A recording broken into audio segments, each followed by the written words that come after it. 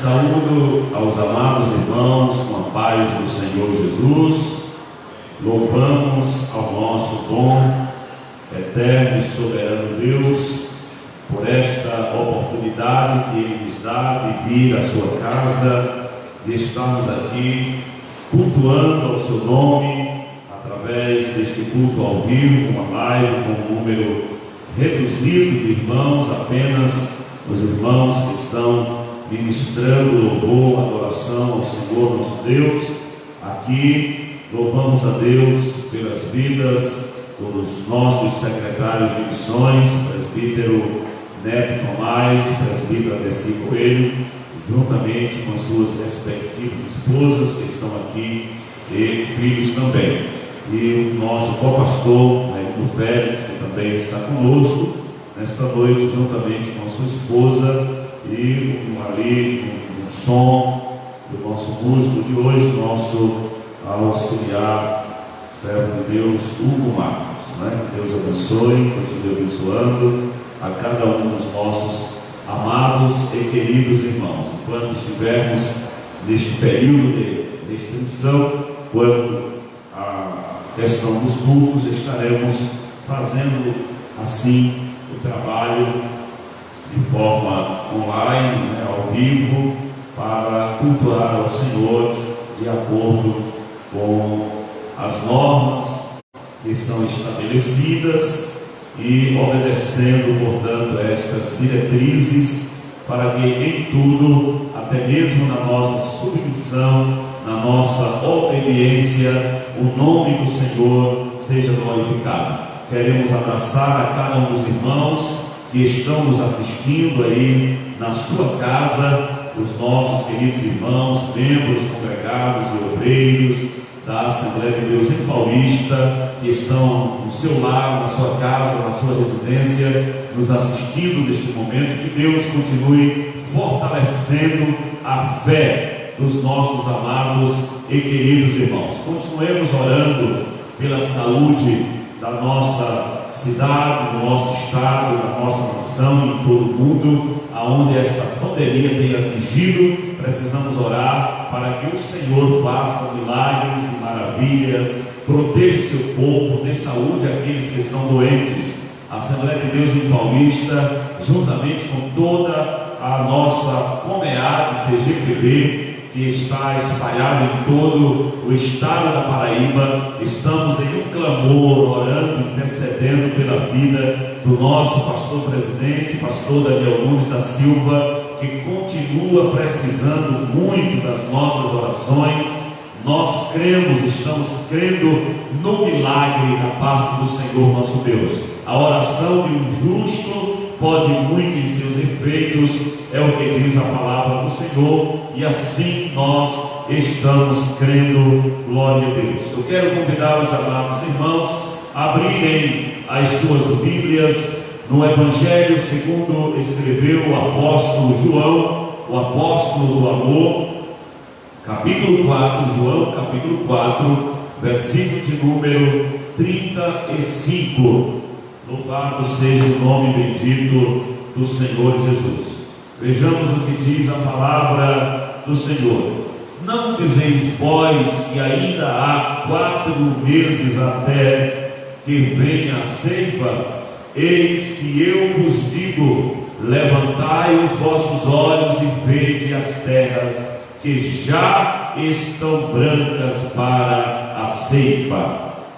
O Senhor nos convida a levantar os olhos e ver que as terras já estão brancas, aleluia, para a ceifa. Isso quer dizer, é tempo de ceifa, de colheita para o reino de Deus, de colher para o reino do Senhor nosso Deus. Portanto, nós estamos no nosso terceiro culto de missões do ano, terceiro culto de missões do ano. Os outros 2 cultos, os cultos anteriores presenciais, este online, ao vivo, apenas com os secretários, como já citamos, o número é totalmente reduzido dos irmãos aqui. A igreja está em casa, nos ouvindo de casa, mas não poderíamos deixar passar este dia e a oportunidade de falar acerca da obra missionária, as dificuldades que existem na obra missionária. O Senhor comissionou a sua igreja, é do conhecimento dos servos de Deus que o Senhor nos deu pelo menos 3 missões. Deus designou 3 missões para a sua igreja. A primeira missão da igreja é para com Deus, na adoração, no culto, na reverência, no temor, na observância da sua palavra. A segunda missão da igreja é para consigo mesmo, de um crente para com o outro. Isso fala da comunhão, isso fala da preservação da nossa fé, de um crente alimentar o outro com a palavra de Deus. E a terceira fase da missão da igreja diz respeito ao mundo, aqueles que ainda não foram alcançados, aqueles que ainda não ouviram a pregação do Evangelho de forma íntegra, de forma completa, de maneira genuína, não aquela mensagem que muitos pregam apenas para atrair pessoas para a sua denominação, para a sua religião, com pensamentos e intenções escusas. Não, nós falamos do verdadeiro Evangelho de Cristo, que perdoa o pecado, que aproxima o homem de Deus e dá ao homem uma perspectiva, uma esperança de vida eterna em Cristo Jesus, o nosso Senhor. Esta é a real mensagem da pregação do Evangelho, aquela que Jesus disse quando falou e Marcos registrou no capítulo 16, versículo 15: ide por todo o mundo, pregai o Evangelho a toda criatura. Quem crê e for batizado será salvo, porém quem não crê será condenado. É preciso crer, mas também nós vemos na Bíblia Sagrada, em João capítulo 28 e o versículo 19, o Senhor dizendo: portanto ide e fazei discípulos de todas as nações. Aleluia. Não apenas pregar o Evangelho, mas agora fazer discípulos de todas as nações, batizando-os em nome do Pai e do Filho e do Espírito Santo, ensinando-os a guardar todas as coisas que eu vos tenho mandado, e eis que estarei convosco todos os dias até a consumação dos séculos. O Senhor está com os seus filhos, com a sua igreja, com os seus servos, quando proclamamos o Evangelho. É por isso, queridos irmãos, que os versículos 19 e 20 de Marcos 16 diz: depois de Jesus ter dito essas coisas, ele foi assunto aos céus, e os discípulos saíram por toda parte pregando o Evangelho. Aleluia. Os discípulos não retiveram a palavra apenas para eles mesmos, mas eles saíram por toda parte pregando o Evangelho. E algo maravilhoso o texto sagrado nos diz no versículo 20: e o Senhor cooperava com eles através de sinais e maravilhas que lhes seguiam. Aleluia. O Senhor prometeu estar conosco, e Ele está presente de forma gloriosa, poderosa, atuante, fazendo com que a sua palavra seja eficaz e alcance o objetivo para o qual ela foi dita, ela foi proferida. Por isso Lucas também escreveu no livro de Atos, capítulo 1, versículo 8, o que Jesus falou acerca do poder. Jesus mandou ir para Jerusalém e disse que lá em Jerusalém os seus discípulos haveriam de receber o poder no alto, mas recebereis a virtude do Espírito Santo, e sereis minhas testemunhas. Virtudes aqui é poder, e esse poder aqui é dunamis, é como uma dinamite para desfazer as prisões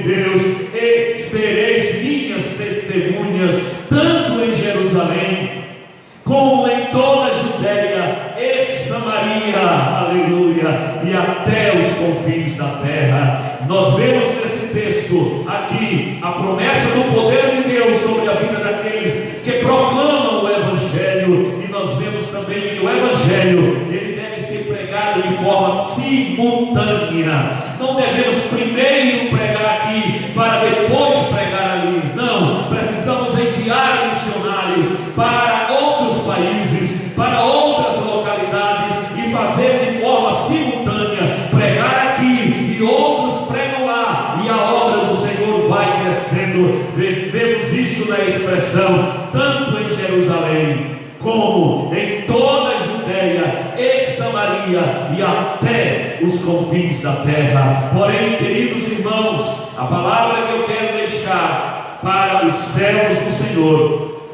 e para aqueles que nos ouvem, mesmo a obra missionária sendo algo dado na comissão, uma missão, uma ordem, um ide imperativo dado pelo Senhor, que é o Criador da igreja. Ele mesmo é a pedra fundamental, a pedra angular, a pedra de esquina, e Ele próprio é o fundador da sua igreja. Esta igreja não é de Pedro, esta igreja não é de Paulo, esta igreja não é de qualquer um dos apóstolos ou personagens do Novo Testamento. Não, queridos irmãos, a igreja de Jesus. Ele disse: sobre esta pedra edificarei a minha igreja. Portanto, igreja do Senhor Jesus, mesmo nós tendo recebido esta missão gloriosa, sabemos que existem muitos empecilhos,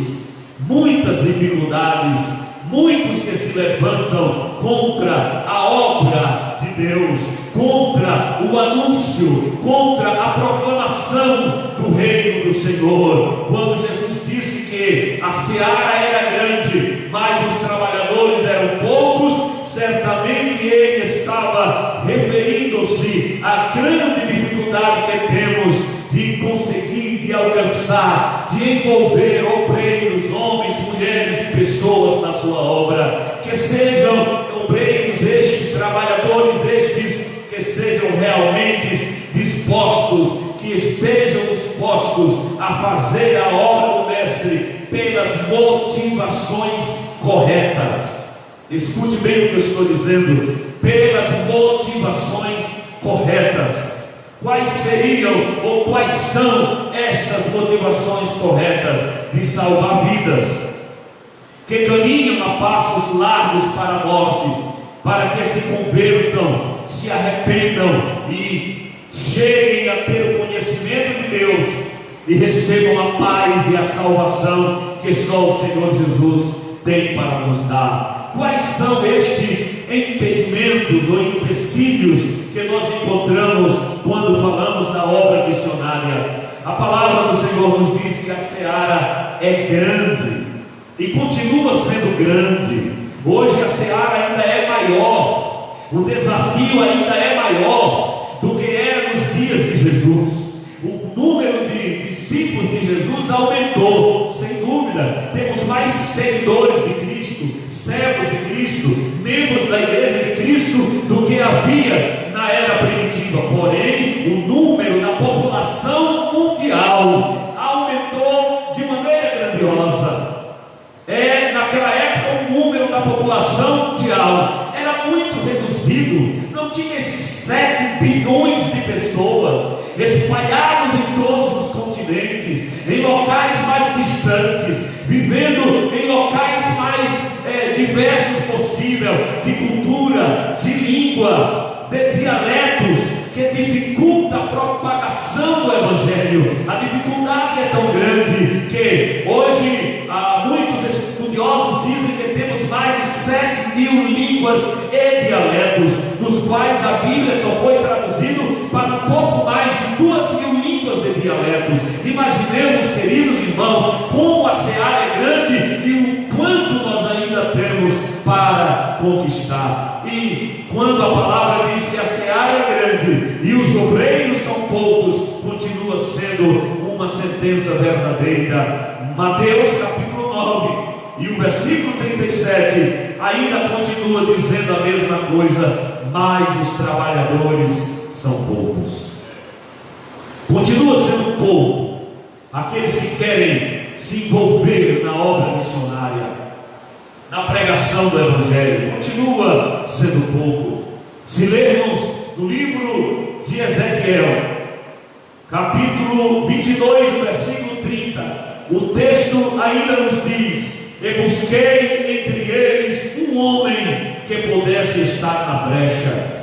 O Senhor ainda procura, aleluia, homens e mulheres que queiram se colocar na brecha da evangelização, da proclamação do Evangelho, do testemunho das verdades sagradas, que o poder de Deus é capaz de mudar vidas, de transformar as vidas dos homens. A palavra nos diz que o Senhor procura um homem. Nós vemos no livro de Juízes, capítulo 7, versículos do 3 ao 7, a história de uma multidão, de mais, ou melhor, a Bíblia diz de 32 mil pessoas, 32 mil soldados saíram para a batalha, estavam preparados para batalhar, quem sabe com as suas armaduras, com as suas espadas, com os seus escudos, com os seus capacetes, com as suas lanças, ávidos por uma batalha, querendo enfrentar, quem sabe, uma batalha, mas bastou haver uma proclamação no meio daquele exército: os covardes e os medrosos voltem, que logo 22 mil pessoas voltaram. 22 mil pessoas de uma só vez, em um universo de 32 mil pessoas, 22 mil se declararam: eu sou covarde, eu sou medroso e não quero pregar. Queridos irmãos, será que esta também não é uma realidade nos nossos dias, em que pessoas buscam qualquer palavra para deixar-se desmotivar? Eu não vou mais pregar porque alguém disse: quem é covarde, deixe de pregar. Eu não vou mais pregar porque alguém disse que eu não sei pregar, porque eu não prego como fulano ou como ciclano. Oh, querido irmão, a ordem do Senhor é: pregue o Evangelho a toda criatura. A ordem do Senhor é: faça discípulo de todas as nações. A ordem do Senhor é: ficar em Jerusalém até que no alto sejais revestido do poder de Deus, e recebereis poder ao descer sobre vós o Espírito Santo, e sereis minhas testemunhas. Se você recebeu o poder de Deus sobre a sua vida, logo você tem desejo de testemunhar. A igreja não pode se acovardar diante das dificuldades que nós enfrentamos. Estamos vivendo um tempo difícil, um tempo terrível de crise em todas as áreas. Não é simplesmente uma crise na saúde, não é simplesmente uma questão de saúde pública. Há também problemas muito graves na área espiritual, de pessoas se deixando levar pelo medo, pelo pavor, pela expectação de uma possível morte. Que vivamos ou que morramos, nós vivemos para Cristo e morremos para Cristo. Quando partirmos daqui, partiremos para estar com o Senhor na glória. A igreja do Senhor, ao longo da história, enfrentou muitos desafios, mas não deixou a chama do Evangelho apagar. Não se acovardou diante do Coliseu de Roma, não se acovardou diante dos imperadores, dos déspotas. Não, a igreja continuou, aleluia, vigorosa, poderosa, enfrentando as adversidades. Eu sempre conto a história de Hermínio Policarpio, que ali vendo a morte, e alguém dizendo: nega Jesus, senão você vai morrer. Amarraram aquele homem de Deus em uma estaca, colocaram lenha debaixo dos seus pés e atearam fogo e disseram: nega Jesus, senão você vai morrer.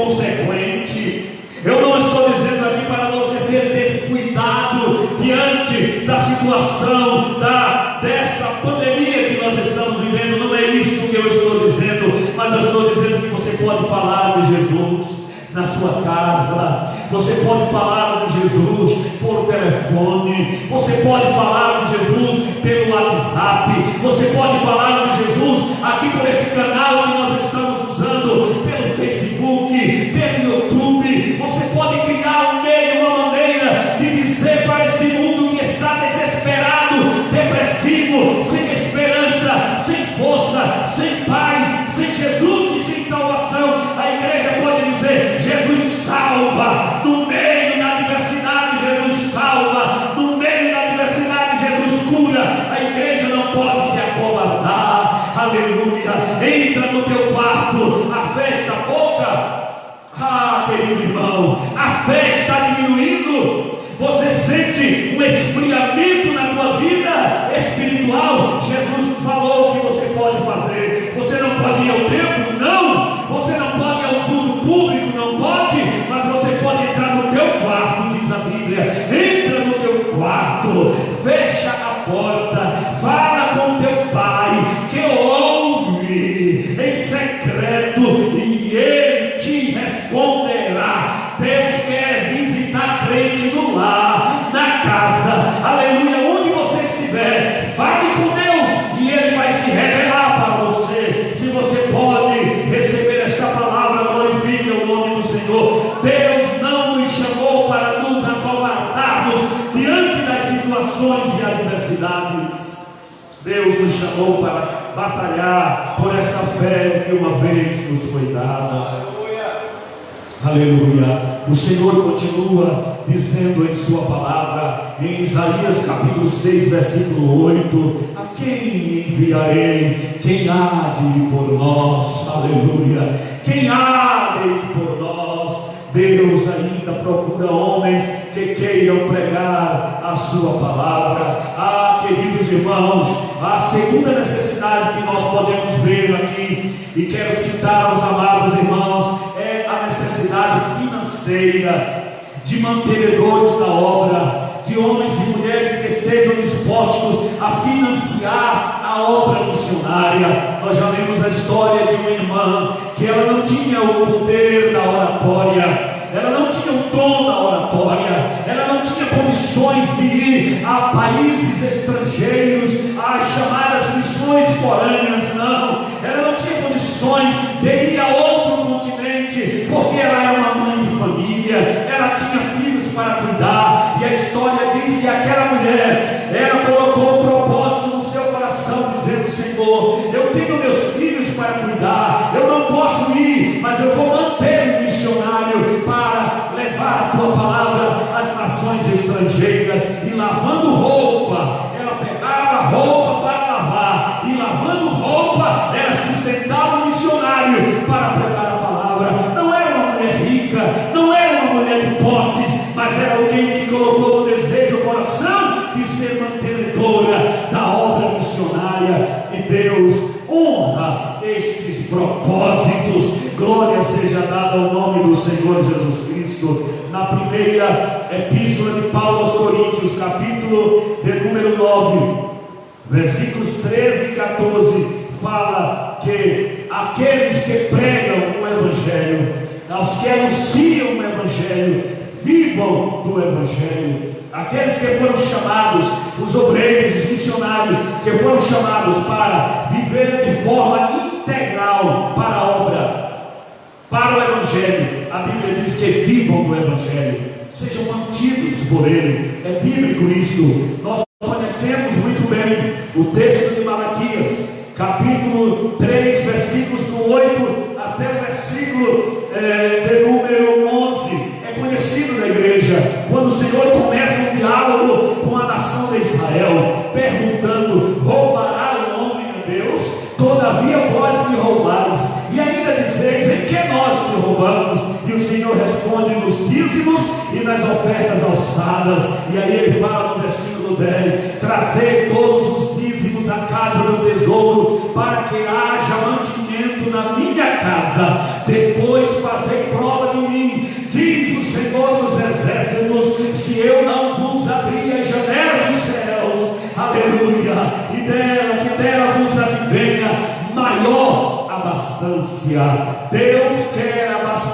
abastecer a tua despensa.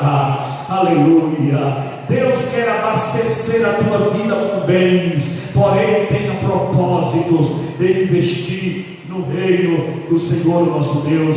Filipenses capítulo 4, versículos do 18 ou do 15 ao 19, nós vemos ali que a igreja de Filipenses, que estava em Filipos, era uma igreja que colocou o propósito de contribuir, de investir na obra, de investir também na ação social, no trabalho social, e eles eram tão envolvidos nesta questão da contribuição, da manutenção da obra de Deus, que Paulo diz: vocês não necessitam que ninguém vos ensine, porque vocês já fazem isso com liberalidade, já fazem isso com abundância, já tem esse propósito no coração. É a segunda dificuldade que nós vemos na obra. Qual a terceira dificuldade na obra missionária? Eu coloquei aqui: homens perversos, opositores da obra, homens que se levantam para se opor à obra de Deus. Neemias capítulo 2, versículo 19, e o capítulo 4, versículo 3 nos fala de Sanbalate e Tobias, que foram inimigos de Neemias. Neemias trabalhando na reconstrução do muro, e eles ali criando estratégias para fazer parar a obra, até que eles chegaram onde estava o homem de Deus, pedindo que ele descesse e parasse a obra para ir conversar com eles. E a resposta foi: aleluia, eu estou fazendo uma grande obra e não posso parar. Quem está fazendo uma grande obra para Deus não pode parar por motivo algum, por desculpa alguma. Levítico capítulo de número 10, versículos do 1 ao 6, fala da história de Nadab e Abiú e o fogo estranho. Estou falando de homens que se opõem à pregação do Evangelho. Há muitas pessoas que são opositores do verdadeiro Evangelho, quando criam reuniões, quando criam eventos, quando criam situações que escandalizam o Evangelho, que diminuem a pureza diante dos olhos do mundo, para com o Evangelho de Cristo. É o chamado fogo estranho, são as meninices, são os modismos doutrinários, são as heresias, os falsos cristos, os falsos profetas, com fogo estranho para impedir. Mas eu quero te dizer, irmão, eu quero te dizer, amigo, que existem verdadeiros homens de Deus e mulheres de Deus compromissados com a ortodoxia da palavra, da pregação da palavra, da proclamação da palavra. Não olhe para os falsos, não olhe para os fogos estranhos, mas olhe para aqueles que estão, aleluia, verdadeiramente pregando a palavra do nosso grande Deus. Existem muitos que se amedrontam. A Bíblia fala no livro de Números, capítulo 13, versículo 32, que os 12 homens que foram espiar a terra, menos Josué e Caleb, só Josué e Caleb voltou otimista, mas 10 voltaram aterrorizados, amedrontados. Deus precisa de Josué e Caleb nesses dias também, queridos irmãos. Números capítulo 16, versículos do 1 ao 3, fala da história da rebelião de Coré, Datã e Abirão, que se rebelaram contra o ministério do homem de Deus, de Moisés. E o Senhor mostrou e revelou que estava com Moisés quando pesou a sua mão sobre Coré, Datã e Abirão. A terra se abriu e engoliu a ele tudo aquilo que eles tinham, para provar que Deus é preservador da sua obra. Queridos irmãos, tenhamos cuidado com estes homens que são opositores. Nós já ouvimos aqui o caminho da vitória, assim como Abraão obteve vitória, aleluia, lá no monte, quando foi sacrificar o seu filho. Queridos irmãos, o caminho é a obediência, o caminho é a fidelidade para com Deus e a coragem de enfrentar os desafios em nome do Senhor. Em quarto e último lugar, para concluir, nós vemos porque o quarto empecilho para a obra do Senhor é o comodismo espiritual.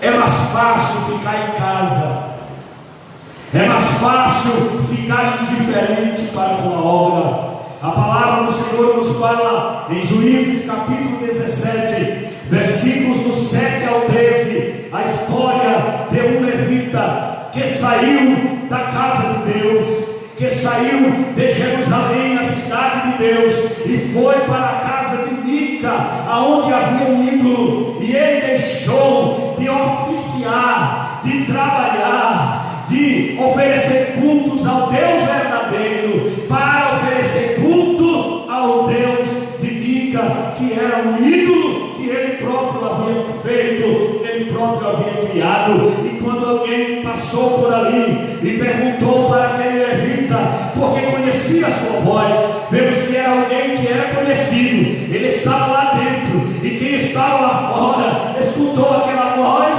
e disse: eu conheço essa voz, quem é esse que está aí dentro? E disseram: é o levita que veio de Jerusalém, era alguém que tinha a voz conhecida em Jerusalém. E aí perguntaram para ele: o que você veio fazer aqui, levita? Ele disse: eu vim à procura de comodidade, de ficar tranquilo, de não me envolver. É mais fácil cultuar ao ídolo do que cultuar a Deus, porque cultuar a Deus envolve obediência, temor, reverência, pureza, santidade, e muitos preferem adorar os ídolos, mas o Senhor te chama nesta noite para vencer a comodidade, a frieza espiritual. No capítulo 3 de Apocalipse, os versículos 14 até o 20, a palavra do Senhor fala da história da igreja de Laodiceia, uma igreja que tinha tudo para ser próspera, tinha tudo para ser abençoada, tinha tudo para ser enriquecida com a presença de Deus, e deixou o orgulho tomar conta do seu coração,